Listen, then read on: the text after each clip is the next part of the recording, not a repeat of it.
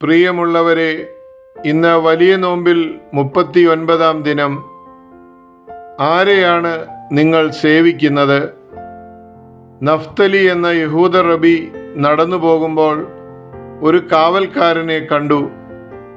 തൻ്റെ യജമാനൻ്റെ വീടിനും പുരയിടത്തിനും കാവൽ നിൽക്കുകയാണ് അയാൾ. അയാളുടെ ഓരോ ചലനത്തിലും ഏറെ ഉണർവ്, ഏറെ സ്നേഹം, ഏറെ സന്തോഷം. ആഘോഷമായൊരു കാവലിരിക്കൽ തന്നെ. ഇത്ര സന്തോഷത്തോടെ ആരെയാവാം ഇയാൾ സേവിക്കുക? റബി നഫ്തലി ചോദിച്ചു, ആരെയാണ് നീ സേവിക്കുന്നത്? കാവൽക്കാരൻ റബിയോട് ഒരു മറുചോദ്യം ചോദിച്ചു, ആരെയാണ് അങ്ങ് സേവിക്കുന്നത്?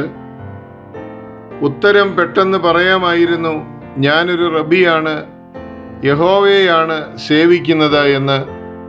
പക്ഷേ ആയിരിക്കുന്ന അവസ്ഥയും ആയിരിക്കേണ്ട അവസ്ഥയും തമ്മിൽ അന്തരമുണ്ടെന്ന ചിന്ത നൽകിയ നൊമ്പരത്തോടെ റബി സത്യം പറയുന്നു, സത്യത്തിൽ ഞാൻ ഇതുവരെ ആരെയും സേവിച്ചു തുടങ്ങിയിട്ടില്ല.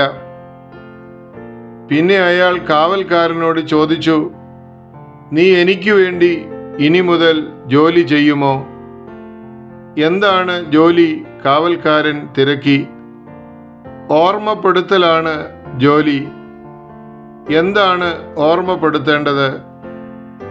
ഞാൻ ആരാണെന്നും ആരെയാണ് സേവിക്കേണ്ടതെന്നും എന്നെ ഓർമ്മപ്പെടുത്താൻ നീ എൻ്റെ കൂടെ നടക്കുക.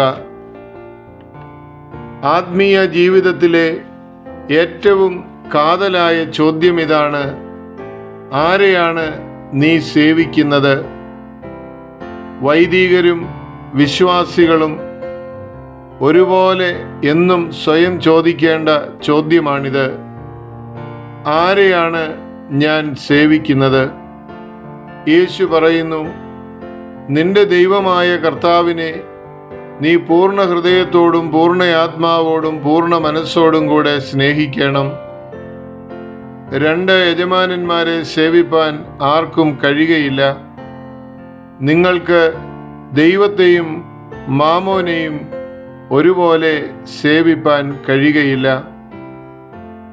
പ്രിയമുള്ളവരെ, ഈ പ്രഭാതത്തിൽ നമുക്ക് നമ്മോട് തന്നെ ചോദിക്കാം, നമ്മൾ ആരെയാണ് സേവിക്കുന്നത്?